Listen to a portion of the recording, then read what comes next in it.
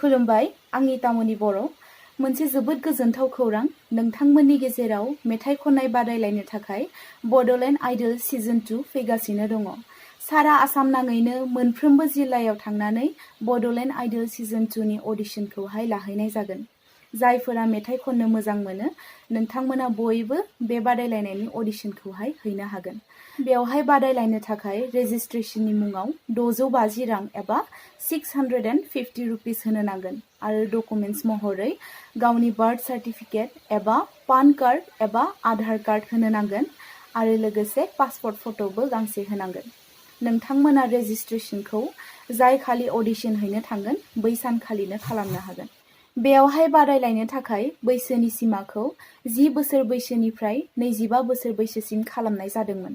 नाथाय 10 बोसोर बैसोनि एसे खम बैसोनिब्लाबो आरो 25 बोसोर बैसोनि एसे बारा बैसोनिब्लाबो बे अडिशनखौहाय हैनो हागोन होननानै थि खालामदों। अडिशनाव बाहागो लानो थाखाय नोंथांमोना बर' आरो हिन्दी रावनि मेथाइफोरखौ खननो नांगोन। गिबि अडिशनावहाय र' एबा खुगा गोजाहै खननो नांगोन आरो बेनि उननि राउन्डफोराव थिखानाय मिउजिशियानफोरनि ग्रुपजों खननो नांगोन। बड'ल आइडल सिजन 2 नि ग्राउन्ड अडिशना आगस्त दाननि 5 खालारनिफ्राय जागायगोन आरो बेयो धेमाजि जिल्लायावहाय जागोन। आरो लोगोसे बिश्वनाथ आरो लखिमपुर जिल्लायाव 6 आगस्तआव, सनितपुर जिल्लायाव 7 आगस्तआव, उदालगुरि जिल्लायाव 8 आगस्तआव, तामुलपुर आरो कामरुप जिल्लायाव 10 आगस्तआव, बाक्सा जिल्लायाव 11 आगस्तआव, चिरां जिल्लायाव 12 आगस्तआव, क'क्राझार जिल्लायाव 13 आगस्तआव, कार्बि आंलं आरो गलाघाट जिल्लायाव 17 आगस्तआव।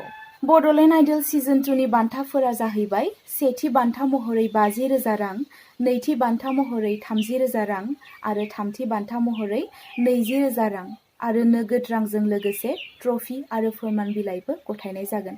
लोगोसे जाय बादायगिरिया सेथि बान्था मोननो हागोन बिथाङा दानि सासे मुंदांखा मेथाइ रोजाबगिरिजों अडिअ'आव मेथाइ खनफानो खाबु मोनगोन। बेनि बागै माबाफोर आरो गुवारै मोनथिनानै लाबावनोब्ला बे वाट्सएप नाम्बारनि गेजेरजों नोंथांमोना सुलुग लानो हागोन। वाट्सएप नाम्बारा जाबाय 9101944269। आसा खालामो गावनि रोंगौथिखौ दोनखोमायालासे नोंथांमोनहा गावनि टेलेन्टखौ बे अडिशनावहाय दिन्थिफैयो आरो लोगोसे जायफोरा हारिमुखौ फेहेरनो थाखाय गोसो गुदुं, नोंथांमोना जेन गासैबो बे अडिशनावहाय बाहागो लाफैयो। गोजोन्थों।